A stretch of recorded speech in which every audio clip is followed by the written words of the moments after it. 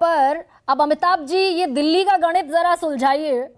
और मैं पहली दफा आपसे मुखातिब हूं ऑन एयर। विनोद जी कह रहे हैं कि दिल्ली का वोट शेयर बीजेपी का इंटैक्ट है और 2013 में 44% था, 2020 में घटकर रहा 48%, 6% बीजेपी का वोट शेयर गिरा।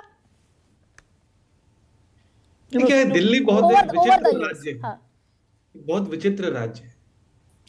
यहां पर क्या है कि पब्लिक लोकसभा में भाजपा को वोट करती है और विधानसभा में आम आदमी पार्टी को। ये 2 बार से हो रहा है। अब एक स्विंग वोटर है जिसे कहते हैं। आम आदमी पार्टी जिसको 18% विधानसभा में वोट मिलते हैं 2015 और 20 में, सॉरी लोकसभा में, वो विधानसभा में उसको 54-55% वोट हो जाता है। और भारतीय जनता पार्टी जिसको 55% वोट मिलता है लोकसभा में, वो गिर के आ जाती है 39 पर। कांग्रेस 5% विधानसभा वाली पहुंच जाती है 18-20 पर लोकसभा में, और फिर गिर जाती है 5 पर। इसका मतलब है कि 30 से 35% वोटर दिल्ली में स्विंग वोटर है। यानी ये किसी भी पार्टी का आइडियोलॉजिकल वोटर नहीं है, ये न्यूट्रल वोटर है। ये लोकसभा में भाजपा और कांग्रेस को वोट करता है 15-15% लगभग, और विधानसभा में चला जाता है आम आदमी पार्टी की तरफ। तो स्विंग स्टेट है ये। बहुत, मतलब इतना बड़ा स्विंग आपको किसी भी राज्य में भारत में नहीं मिलेगा। दूसरी बात कि आज की स्थिति क्या है। अब लोकसभा का जो ट्रेंड है उसको विधानसभा का ट्रेंड मानना सही नहीं होगा मेरे हिसाब से, इसलिए क्योंकि 2019 में भाजपा 65 सीटों पर लीड कर रही थी लोकसभा चुनाव, और उसको मिले 8 विधानसभा में। आम आदमी पार्टी 0 सीट पे लीड कर रही थी, उसको मिले 62। तो वो ट्रेंड होल्ड नहीं करता, क्योंकि वो लोकसभा का चुनाव है, प्राइम मिनिस्टर के चेहरे पे लड़ा जाता है। नहीं, ये तो बड़ा एस्टैब्लिश्ड फैक्ट है अमिताभ जी कि लोकसभा के स्टैटिस्टिक्स को आप विधानसभा के असेंबली के स्टैटिस्टिक्स से बिल्कुल कंपेयर नहीं कर सकते। Hence proved in हिमाचल, इन कर्नाटका, इन 2018, 2018 में मध्य प्रदेश, राजस्थान, छत्तीसगढ़ बिल्कुल पलट गया लोकसभा में। तो स्थिति किसके आसपास है, जैसा आप सवाल पूछ रही हैं। 2022 का आपको म्युनिसिपल इलेक्शन देखना पड़ेगा। म्युनिसिपल इलेक्शन में कांटे की टक्कर हुई। 134 सीटें आम आदमी पार्टी जीती और भाजपा जीती 104, और मेजॉरिटी थी 126। वहां पर क्या हुआ, और वहां पर ये कांग्रेस और आम आदमी पार्टी का डायनामिक्स क्लियर हो जाएगा। आम आदमी पार्टी का वोट शेयर 54% विधानसभा में से गिर के 42% पर पहुंच गया। 12% का नुकसान हुआ। बीजेपी जहां थी विधानसभा में वहीं रही। कांग्रेस 4-5% से बढ़ के 11-12% पर पहुंच गई।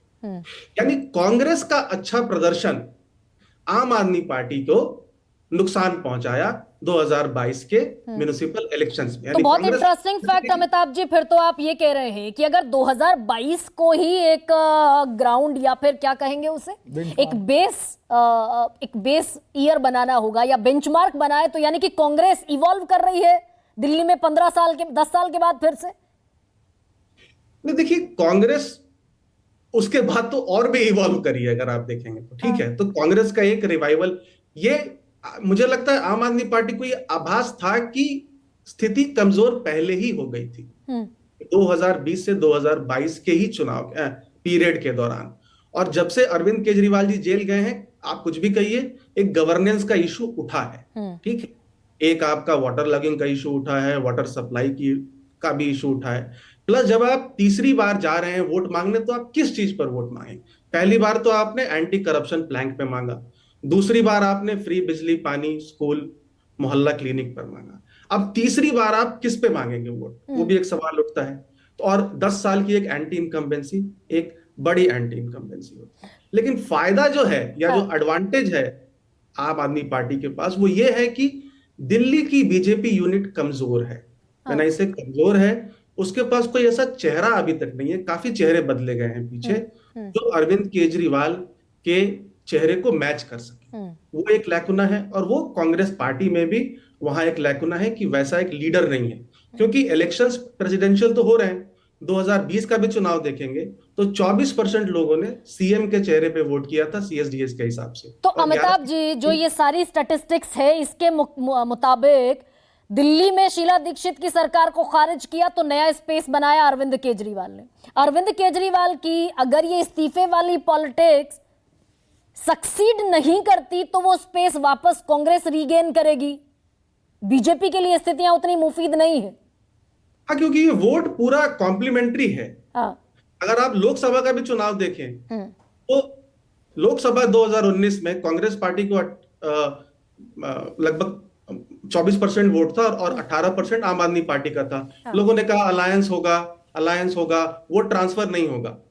43% वोट शेयर था इंडिया ब्लॉक का, यानी 100% वोट ट्रांसफर हुआ, क्योंकि वही वोट है, गरीब का वोट है, गरीब गुरबा का वोट है, एससी मुस्लिम का वोट है, पूर्वांचली का वोट है। और जो कांग्रेस को वोट पड़ता था शीला दीक्षित के टाइम पे या 2014-19 लोकसभा में भी, वो एंटी बीजेपी वोट है। तो विधानसभा में क्योंकि आम आदमी पार्टी एक मजबूत पार्टी दिखती है, वहां शिफ्ट हो जाता है, तो वोट ट्रांसफर इन दोनों पार्टीज में इजीली हो सकता है और ये खतरा है। ये खतरा है। संजीव झा, ये तो वेंटिलेटर पर दिख रहे हैं आम आदमी पार्टी की ये सारी स्ट्रैटेजीज। ऑक्सीजन दिल्ली देती है और दिल्ली में ही वेंटिलेटर पर चले जाएंगे संजीव झा, तो ये वाकई मास्टर स्ट्रोक और सेल्फ गोल पर लौट आए क्या हम? नहीं, देखिए, मुझे लगता है कि ये सारे कयास तरह तरह के लगाए जा रहे हैं, लेकिन एक बात समझिए, दिल्ली की जनता ये जानती है, दिल्ली के माता पिता वो जानते हैं जिनके बच्चे सरकारी स्कूल में पढ़ के आज डॉक्टर बने, इंजीनियर बने, लेफ्टिनेंट बने। एक बात बताइए, दिल्ली देश का एक स्टेट बता दीजिए जहाँ 1700 बच्चे मेडिकल इंजीनियरिंग सरकारी स्कूल किए नहीं है।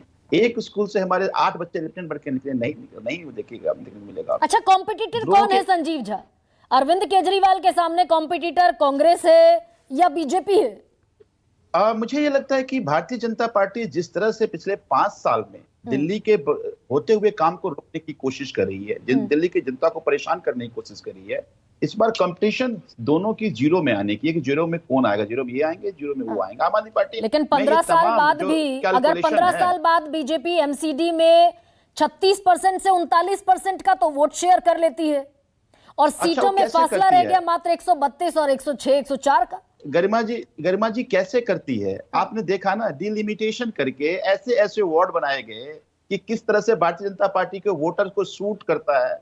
आप फिर तमाम तरह की तमाम कोशिशें, तमाम साजिशों के बावजूद दिल्ली की जनता ने आम आदमी पार्टी को एमसीडी में लेकर करते ना, पहले बार चुनाव क्यों रोक दिया था? 1 साल रोक करके वार्ड की डिलिमिटेशन करके अपने तरह से वार्ड बना करके अपने फेवरेट वोटर्स की तरह वार्ड बना के तमाम साजिशें किया। लेकिन दिल्ली की जनता इनकी साजिशों में नहीं आई, उसके बावजूद दिल्ली की जनता आम आदमी पार्टी को वोट किया। तो कांग्रेस को फिर साथ ले लेंगे? मान लीजिए हंग असेंबली आ गई 2013 की तरह, 28, 32 और कांग्रेस की कितनी थी? 8 थी शायद, 8 थी।